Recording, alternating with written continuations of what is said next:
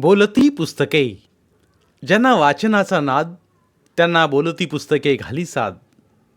आमचं channel subscribe करा आणि सबस्क्राईब करायला इतरांनाही सांगा. नमस्कार श्रोते मित्र हो, बोलती पुस्तके सादर करत आहे ज्येष्ठ लेखिका नीलम मानगावे लिखित कादंबरी सोन्या, प्रकरण 24. मानसिकतेतून उद्भवलेली ही बालगुन्हेगारी म्हणजे क्षणभराच्या भावभावनांचे उद्रेकच. ही मुलं राग द्वेषांचे क्षणिक बुडबुडे मनाच्या उद्रेकाबरोबरच व्यक्त करतात, अगदी परिणामांची चिंता न करता. तसं त्यांच्या मनात काही नसतं. तीव्र भावना खोलवर रुजलेली नसते, कटुता तर नसते. पण पाण्यात खडा टाकताच आपल्यातच रमणाऱ्या शांत जलाशयाला जसा राग यावा, आपल्या राज्यात कोणी अतिक्रमण केलं म्हणून सर्वांग शहारून तरंग उठावेत आणि क्षणभरात विरून जावेत, तशा या मुलांच्या भावना. मनावर होणाऱ्या आघातांचा त्याने आपल्या परीने अर्थ लावलेला असतो आणि प्रतिकार करण्यासाठी त्यांची घालमेल सुरू होते. मग प्रतिकार कधी योग्य रीतीने केला जातो, कधी इतरांची पर्वा न करता बेपर्वाहीने केला जातो आणि इतरांचे समाधान ओरबडून घेण्यात ते यशस्वी होतात. खरे पाहिल्यास ज्याला बाल गुन्हेगार समजले जाते, त्याचे वागणे इतरांना अयोग्य वाटत असले तरी त्या परिस्थितीत त्याला ते योग्यच वाटते आणि आपल्याला योग्य वाटलेले करण्यासाठी तो धडपडतो. काही वेळा आपले चुकल्याचे त्याला समजतेही, पण बदला घेतल्याचे समाधान मिळाल्यामुळे त्याची मानसिकता बळावत जाते आणि पुन्हा पुन्हा त्याच्याकडून ते कृत्य त्याच्याच अंतर्मनाकडून करवून घेतलं जातं आणि त्याच्याही नकळत त्याची वाटचाल गुन्हेगारी समाज विघातक प्रवृत्तींकडे वळली जाते. बाल गुन्हेगाराला जन्माला घालते. धनगरवाडीचा मारुती सुतार हा असाच आतल्या आत खुरटलेला मुलगा. निपुत्रिक शिरमा सुतारणीला गावंदरीच्या कोपऱ्यावर सापडलेला बालजीव. रोजच्यासारखी पहाटे ती तांब्या घेऊन गावंदरीत जायला निघाली तर कोपऱ्यावर तिला लहान मुलाच्या रडण्याचा आवाज ऐकू आला. आवाजाच्या दिशेने तिने जाऊन पाहिलं तर एका बुट्टीत दुपट्यात गुंडाळलेला बालजीव थंडीत कुडकुडून ओरडतेला. हातातला तांब्या टाकून तिनं त्याला आपल्या पोटाशी धरलं. देव पावला म्हणून घरी आणलं आणि भाऊबंधांचा रोष पत्करून वाढवलं. शनिवारी मुलगा सापडला म्हणून शिरमाच्या नवऱ्यानं त्याचं नाव मारुती ठेवलं. शिवाय हनुमानासारखा आपला पुत्र बलवान शक्तिवान होईल असाही भाबडा समज त्या दोघांनी बाळगला होता. येणारा प्रत्येक दिवस सुखाची लयलूट करत उगवू लागला. बाललीलात हरवताना दिवस त्यांना पुरेनासा झाला. काहींच्या नशिबात सुखच नसतं, सुखाची आणि त्यांची फारकत झालेली असते हेच खरं. मोठा झाला तसा मारुती विचित्र वागू लागला. शिरमाला आणि तिच्या नवऱ्याला समजलंही नव्हतं की आपला मुलगा कसा आणि केव्हा आपल्यापासून दूर गेला ते. जेव्हा आईचं बोट आणि घराचं अंगण ओलांडून तो बाहेर पडला, तेव्हाच त्याच्या मनात आई वडिलांच्या विश्वासाला हादरा बसला. गल्लीतल्या मुलांच्याकडूनच त्याला समजलं की आपले आई वडील हे सख्खे नसून आपण त्यांना सापडलेले आहोत. पहिल्यांदा त्याला यातलं गांभीर्य समजायचंच नाही, पण वाढत्या वयाबरोबर त्याला समजून आलं की आपल्या आई वडिलांचा पत्ता नसून आपण गावंदरी सापडलो आहोत. कोणीतरी नको म्हणून आपल्याला टाकलं, ही भावनाच मारुतीच्या बालमनाला उद्ध्वस्त करून गेली. बऱ्याच वेळा तो रडत घरी यायचा. आई त्याला समजावून सांगायची की मुलं खोटं बोलतात म्हणून, पण जेव्हा मोठी माणसं सुद्धा त्याला बघून हाच की गावंदरीत सापडलेला म्हणून आपापसात कुजबुजू लागली, तेव्हा मुलं खोटं बोलत नसून आपली आईच खोटं बोलते याचा त्याला शोध लागला आणि आतल्या आत तो तुटू लागला. कुणाशी जास्त न बोलता आपल्याशीच कुठू लागला. शाळेत किंवा गल्लीत मुलांशी भांडणं झाली की मुलं त्याला सापडलेला मुलगा, बिन आई बापाचा मुलगा, भाकरीवर आणलेला, कोंड्यावर घेतलेला म्हणून चिडवू लागली आणि मारुती स्वतःलाच प्रश्न विचारून हैराण होऊ लागला की मी सापडलो म्हणून काय झालं? कोणी मला टाकलं यात माझा काय दोष? माझी काय चूक? मी न केलेल्या चुकीची मला का शिक्षा? शिक्षा करायची तर मला टाकलेल्यांना करावी, त्यांना चिडवावं, जाब त्यांना विचारावा. पण सगळं सोडून यालाच तोंड द्यावं लागू लागलं. एकदा तर हद्दच झाली. नेहमी याच्याशी भांडण करणारा राघू एकदा खेळायला येताना एक कुत्र्याचे पिल्ले घेऊन खेळायला आला आणि आल्या आल्या त्या पिल्लाला दाखवून संतोषला म्हणाला, संत्या, पाहिलंस काय काय आहे? काय म्हणजे काय? कुत्र्याचं पिल्लू? एवढं समजत नाही होय मला. कुठलं सापडलं माहिती आहे काय तुला? ए, छान आहे. कुठं सापडलं सांग ना. मी आणतो एक. कुत्र्याचं पिल्लू काही सगळ्यांना सापडत नाही. मग एखाद्याला सापडतं ते अख्ख्या गावात. हे पण कुठं सापडलं सांग ना. सांगू? सांग रे, खरंच सांग, कुठं सापडलं ते. ते ना, मारुतीकडे पाहून ते जोरात हसत म्हणाला, हे मला हा गावंदरीत सापडलं. कोणीतरी दुपट्यात गुंडाळून बुट्टीत आणून ठेवलं होतं. बुट्टीत? होय रे, तिथून आणून मी सांभाळलं विचारायला. नाहीतर काय? मारुतीला राग आला होता. राग आवरण्यासाठी त्याने आपले ओठ दाताखाली गच्च दाबून धरले. कान मात्र रग्याच्या बोलण्याकडे लागले होते. नाहीतर, पुन्हा मारुतीकडे पाहून हसत, नाहीतर याला म्हशीने तुडवले असते, लांडग्याने पळवले असते, कावळ्याने खाल्ले असते, आणि आणि मारुतीने त्याला लाथ मारून खाली पाडले, मारले, मुकलले. मला कावळ्याने खाल्ले असते काय?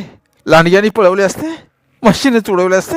थांब, तुलाच मारून आता गावंदरीत फेकतो, म्हणजे डुकरांचं पोट भरेल मग, म्हणत मारुतीने त्याच्या छातीवर बसून त्याला बदडून काढले. रघु विवळत तळमळू लागला. बघ्यांची ही गर्दी जमली. कुणी मारलं, का मारलं? बघा किती गुरमी. च्या आईला आई बाचा पत्ता नाही आणि मस्ती किती बघा. सापडले उकिरड्यावर आणि मावना झाले कुठं? लोकांची बोलणी ऐकताच अंगात काही संचारल्यासारखा मारुती ओरडून बडबडू लागला. होय, मी उकिरड्यावर सापडलोय. माझ्या आईबाचा पत्ता नाही. मला मस्ती आली या, कुर्मी चढली या. पण मी म्हणतो, तुम्ही कशाला आला इथं? तमाशा बघायला की शेण खायला? मारुतीच्या आईने 2 थोबाडीत मारून त्याला घरी आणलं. तेव्हापासून मारुतीने ताळतंत्र सोडून टाकला. तो कसाही बोलू लागला, कसाही वागू लागला. आई वडील असल्या मुलांचा द्वेष करू लागला. अशा मुलांची भांडण करून त्यांना मारू लागला, रडवू लागला आणि स्वतः समाधानात राहू लागला. शेवटी कोणाच्या तरी सांगण्यावरून शिरमा आणि तिच्या नवऱ्याने त्याला सुधारगृहात आणून सोडलं. हातकणंगलेचा किशोर लोखंडे याच्यावर तर दैवानेच हल्ला गेला. 10 वर्षांचा किशोर आणि 8 वर्षांची त्याची बहीण गीता यांच्यावर ध्यानी मनी नसताना दुःखाची कुऱ्हाड कोसळली. ज्योतिबाच्या जत्रेहून परतताना त्यांच्या टेम्पोला समोरून येणाऱ्या ट्रकने धडक मारली आणि किशोर गीताला पोरकं करून त्यांच्या आई वडिलांची जत्रा ज्योतिबाच्या चरणी रुजू झाली. देवाच्या जत्रेहून परतत असताना आपला टेम्पोचा ॲक्सिडेंट का झाला? देवानं ॲक्सिडेंट का वाचवलं नाही? भंडारा लावल्या आपल्या आई वडिलांना त्यानं का तारलं नाही? देवाच्या वाटेवर जर आपल्या जीवाला धोका असेल तर त्याच्या वाटेवर जायचंच कशाला? या प्रश्नांनी बाल किशोरच्या मनात गर्दी केली. पण या प्रश्नांची उत्तरं ना त्याच्या मनाला सापडली ना लोकांना देता आली. मात्र आयुष्याच्या जत्रेत ठेचकाळता त्यांची बोटे फुटली, रक्ताळली, बधीर झाली. आधीच गरिबी 5वीला पुजलेली, घरचं दारिद्र्य, हातावरचं पोट, त्यात करती माणसं देवाघरी गेल्यामुळे पोरांची दुर्दशा झाली. 12 दिवसात जमले लोकांचे पोट पाणी आणि आई वडिलांचे दिवस वगैरे करण्यासाठी घरातल्या पुंजीचीही काका वगैरेंसारख्या लोकांनी वाट लावून टाकली. रोजच्या पोटा पाण्यासाठी पोरं लाचार होऊन गेली. बिचाऱ्यावर भीक मागायची पाळी आली. यातूनच किशोरला चोरी करण्याची सवय लागली. काका काकू, आजोबा आजी, आत्या मावशी, मामी वगैरेंची घरं फिरून अनेक अनुभव गाठी आले. आपण हात पाय हलवल्याशिवाय पोट भरत नाही याचा धडा घेऊन शेवटी दोघं आपल्या घरात राहू लागली. किशोरची शाळा सुटली. गीता शेजाऱ्या पाजाऱ्यांना मदत करू लागली. 2 वेळच्या पोटासाठी त्यांची धडपड सुरू झाली. पोट कसं तरी भरू लागलं, पण गीता वरचेवर आजारी पडू लागल्याने औषधाला पैसा मिळेनासा झाला. अंगावरचे कपडे फाटले, पण दुसरे कपडे घेणे म्हणजे किशोरला विचार सुद्धा पेलवेनासा झाला. मग एकदा विहिरीवर वाळत घातलेल्या कपड्यातून त्याने एक फ्रॉक चोरून आणला आणि तो गीताला दिला. गीता आनंदली, म्हणाली, दादा कुठून आणलंस हे? किशोर गडबडला पण सावरून म्हणाला, मळ्यातल्या काकूनी दिलाय तुला घालायला. आणि तुला शर्ट दिला नाही? चड्डी बघ किती फाटली तुझी. दुसऱ्याच दिवशी किशोरलाही शर्ट चड्डी मिळाली आणि त्याचे कुठे आडेनाशी झाले.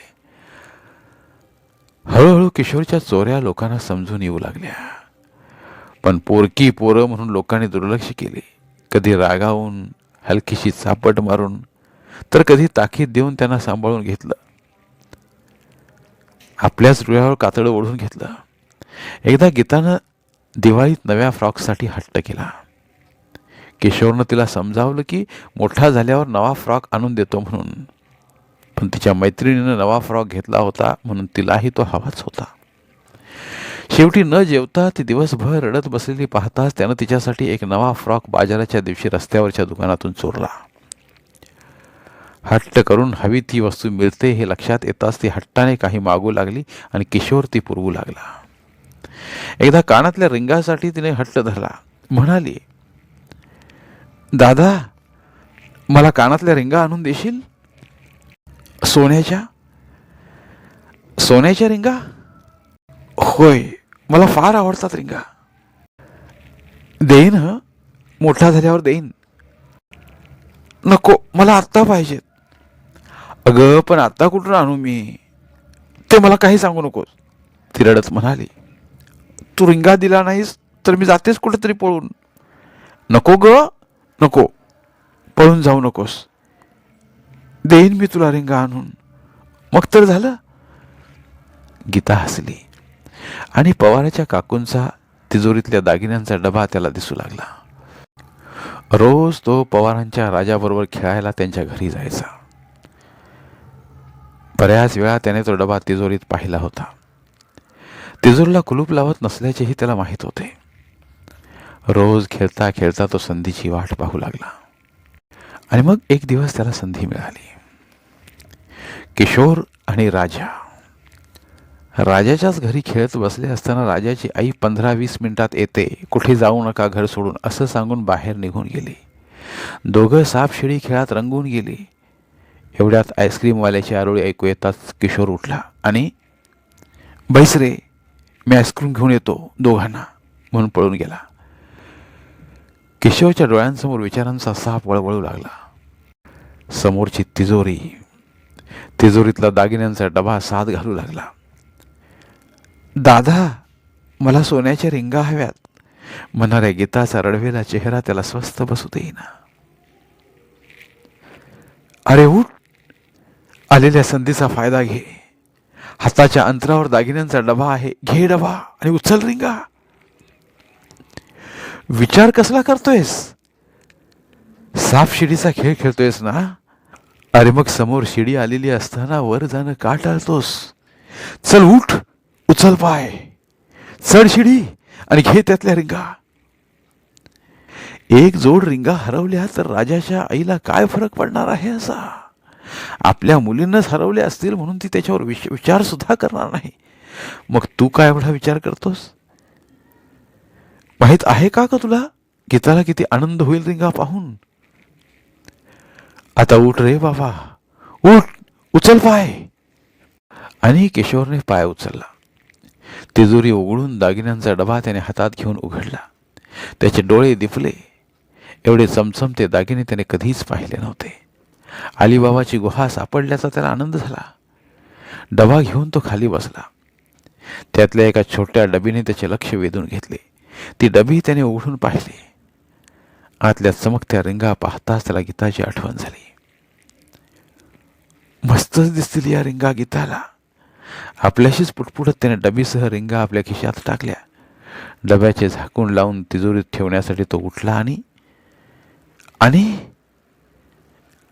काय रे, काय करतोयस? येणाऱ्या आवाजाने चमकला. दारात राजाची आई आ वासून उभी होती. रागाने तिचा चेहरा क्रूर झाला होता. खाऊ का गिळू अशा नजरेने ती किशोरकडे पाहत होते. चोरी करतोयस? पुढे येऊन त्याचा कान धरून ती म्हणाली, तसा चुकलो काकी, चुकलो, माफ करा. म्हणून किशोरने तिच्या पायावर लोटांगणच घातलं. पण पायानेच त्याला ढकलून ती ओरडली, उपकाराची चांगलीच फेड केलीस म्हणायची. उगा सापाला इतके दिवस दूध पाजत राहिले. साप शेळीतल्या सापाने चावा घेतल्यासारखा सोन्या कळवळला. चुकलं, चुकलं म्हणून पुन्हा पुन्हा पाया पडू लागला. पण थांब, तुला पोलिसांच्याच हातात देते आता, म्हणून तिने त्याच्या पाठीत रपाटा मारला. बघू बघू काय काय घेतलं डब्यातून. ती त्याचे खिसे चाचपू लागली आणि खिशात रिंगांची डबी सापडताच, आत्ता तुझी गय करून भागणार नाही, म्हणून त्याला कोंडून घालून आपल्या पोलीस असलेल्या भावामार्फत सुधारगृहात आणून सोडलं. तसा सुधारगृहात त्याला त्रास नव्हता. व्यवस्थित पोट पाणी भागत होतं, पण गीताच्या काळजीनं त्याच्या घशाखाली घास उतरत नव्हता. घरापेक्षा हे बरं असं त्याचं ठाम मत झालं होतं. खंत एवढीच होती की गीता घरात होती. तिलाही कोणी सुधारगृहात आणलं तर त्याला हवंच होतं. नव्हे, काही ना काही गुन्हे करून तिनं इथंच यावं असं त्याला मनापासून वाटत होतं. पण हे गीताला सांगणार कोण, हाच त्याच्यासमोर प्रश्न पडला होता. धन्यवाद. उर्वरित कादंबरी पुढील भागात.